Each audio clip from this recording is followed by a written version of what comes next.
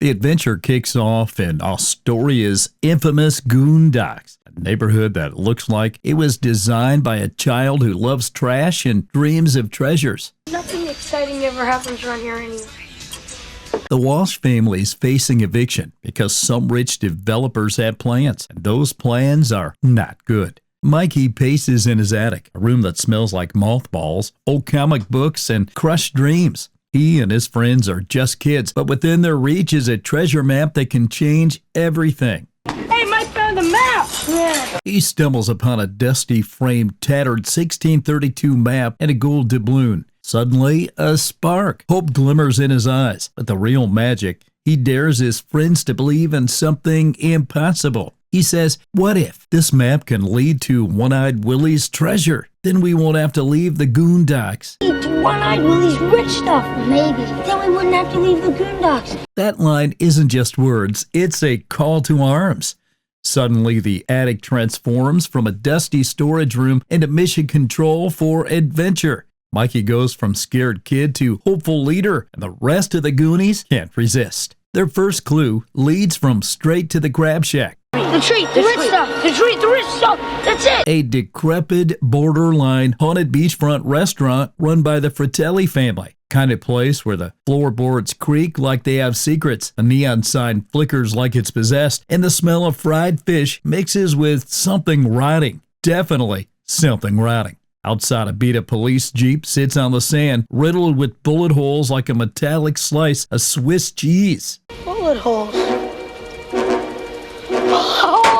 Chunk rushes off to warn his friends about his discovery, but they've already made headway into the creepy restaurant. Fratellis aren't just shady, they're criminals who would rather shoot first and ask questions later. Mama Fratelli, with her sharp eyes and louder temper, creeps right behind them, just when they thought no one noticed them. This place is a summer restaurant.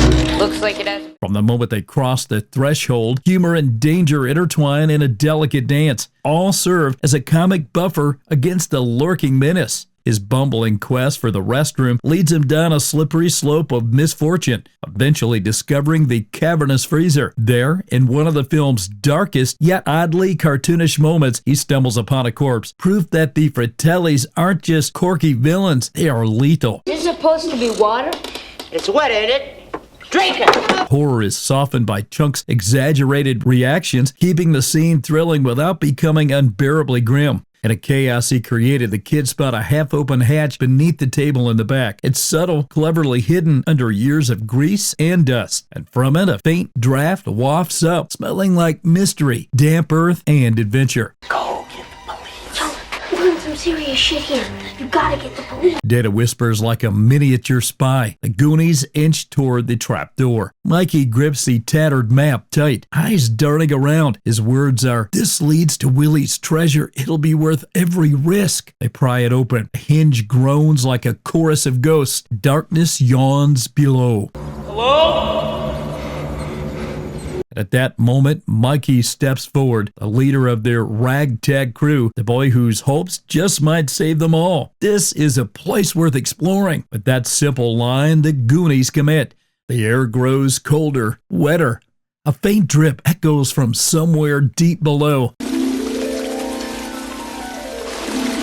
They're underground now, and down there is where the adventure truly begins. Mikey accidentally trips on a cord, sending massive rocks hurtling. Tiny explosions pop underfoot, scaring the Fratellis into a dance of pain. Data drops into a pit of spikes, but grabs his pincher's apparel in the nick of time. You guys, I'd be saved by my pincher's apparel! Each trap is a test, each mishap a comic beat. Mikey keeps everyone focused. He says, next time you see the sky, it'll be over another town. Down here, it's our time. And then there's Mouth, whose job seems to be translating, joking, and occasionally saving someone's life by yelling directions in the wrong language. And Data, whose inventions are equal parts genius and disaster. I got a great idea, you guys!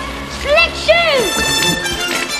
By the end of the gauntlet, they are wet, bruised, and exhausted, but more importantly, they're bonded. Deep in the cavern, the Goonies encounter One-Eyed Willie's ultimate puzzle, a giant pipe organ made of human bones. Andy hesitates but sits at the keyboard. The map shows a musical score, but they have seconds before the chamber floods. I hit a wrong note. I'm not Liberace, you know? Mikey encourages her. Andy, I believe in you. Goonies always make mistakes. Each wrong note shakes the cavern. Each correct note brings them closer to salvation. Playing for more than treasure, they're playing for survival. Finally, the final chord unlocks a cascading water slide in brackish water. The Goonies plunge into the underground lagoon and meet the Inferno, One-Eyed Willie's galleon. This isn't CGI magic, it's physical set design. A 105-foot ship floating in a water tank meticulously crafted for touchable realism. Lantern light glints on wet wood, ropes sway, and every detail grounds fantasy in a tactical world. On board, the ship's treasures are both literal and moral. Coins and jewels abound, but Willie's skeleton presides over a scale. Mikey teaches his friends the unspoken rule: respect the past.